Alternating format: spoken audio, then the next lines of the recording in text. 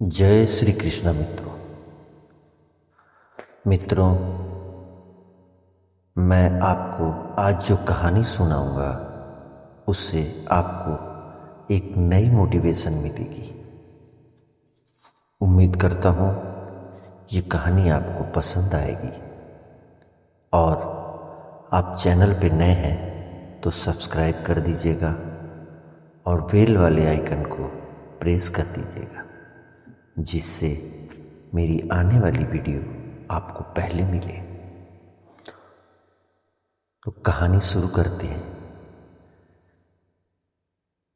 यह एक कौवा और यमदूत की कहानी है, पर लागू हर जीव पर होती है, चाहे मनुष्य हो, जानवर हो या कीड़े मकोड़े। आइए विस्तार से जानते हैं और समझते हैं। पर मेरी आप सभी से विनती है कि वीडियो पसंद आए तो एक लाइक करके कमेंट में ज़रूर बताइएगा कि आपको कैसी लगी। कुछ वर्ष पहले एक कौवे की गरुड़ से दोस्ती हो गई। दोनों काफ़ी समय साथ गुजारते थे। उनमें मित्रता इतनी गहरी हो गई थी कि आपस में कभी कोई बात नहीं छिपाते थे। एक दूसरे से सारी बातें या सारे राज शेयर करते थे।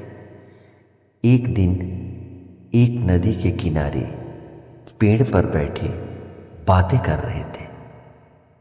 तभी एक यमदूत उधर से गुजरा। वो कौवे को देखकर मुस्कुराया। गरुड़ और कौवे ने उस यमदूत को देखकर अनदेखा कर दिया और अपनी बातों में लग गए। लेकिन अगले दिन फिर वही हुआ। दोनों बातें कर रहे थे, तभी वो यमदूत फिर उधर से गुजरा। वो फिर कौवे को देखकर मुस्कुराया। इस बार कौवे को कुछ शक हुई। उसने गरुड़ से कहा कि मित्र, ये यमदूत मुझे देखकर कल भी मुस्कुराया था और आज भी वैसे ही मुस्कुराया। कुछ गड़बड़ है। हो सकता है मेरी मृत्यु आने वाली हो। गरुड़ ने उसे समझाया कि ऐसा कुछ नहीं है, ये एक संयोग भी हो सकता है। तुम चिंता मत करो। अगले दिन भी ऐसा ही हुआ और उसके बाद भी कई दिनों तक ऐसे ही होता रहा। रोज यमदूत कौवे को देखकर मुस्कुराता और चला जाता। अब तो कौवे को यकीन हो गया कि निश्चित ही मेरी मौत नज़दीक है।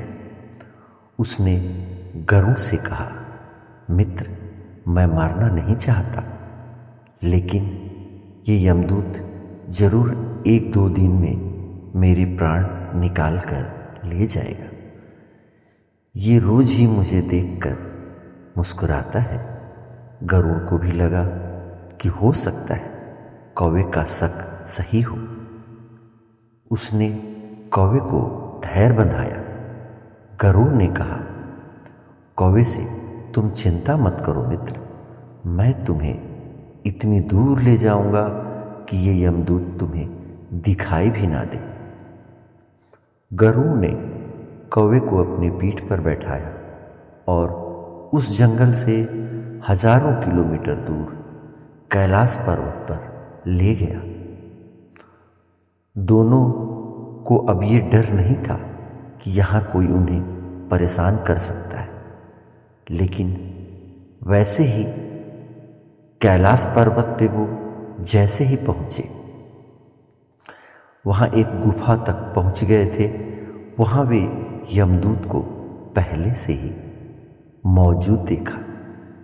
उसने कौवे को देखते ही उस पर पास फेंक कर उसके प्राण निकाल लिए। गरुड़ देखता रह गया। उसने यमदूत से पूछा, तुमने इसे क्यों मारा? यमदूत ने कहा कि इसकी मौत इसी समय लिखी थी, इसलिए इसके प्राण निकाल लिए। गरुड़ ने फिर पूछा, तो फिर तुम इसे देखकर उस जंगल में क्यों मुस्कुरा रहे थे? इसे मारना ही था तो वही मार देते। यमदूत ने जवाब दिया, इसकी मौत कैलाश पर्वत पर ही लिखी थी, लेकिन 4-5 दिन पहले इसे उस जंगल में देखकर मुझे ये आश्चर्य हो रहा था कि ये इतने कम समय में वहाँ पहुँचेगा कैसे, क्योंकि इसके पंख भी छोटे हैं और ये लंबी उड़ान भी नहीं भर सकता, तो हजारों योजन दूर कैलाश तक ये पहुँचेगा कैसे? यही सोचकर मैं रोज मुस्कुराकर गुजर जाया करता था। लेकिन भाग्य देखो, तुम इसके परम मित्र ही इसे यहाँ तक इतने कम समय में ले आए। तो मित्रों, इस कहानी से ये सीख मिलती है कि हम हैं या आप, चाहे कोई भी हो, कुछ भी कर ले, मनुष्य जीवन में मृत्यु और भाग्य की ही बात है। इससे कहीं भी छिपा या बचा नहीं जा सकता।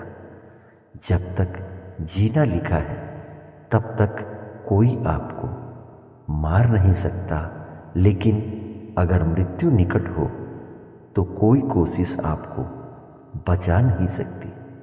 इसलिए मनुष्य जीवन व्यर्थ में ना गंवाएं, क्योंकि बड़े कर्म और बड़े भाग्य से मनुष्य का जीवन मिलता है।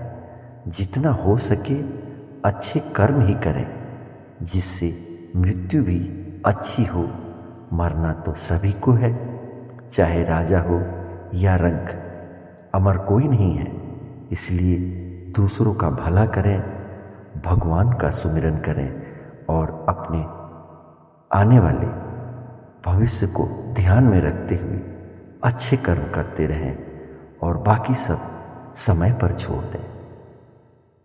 तो मित्रों, उम्मीद करता हूँ ये स्टोरी आपको पसंद आएगी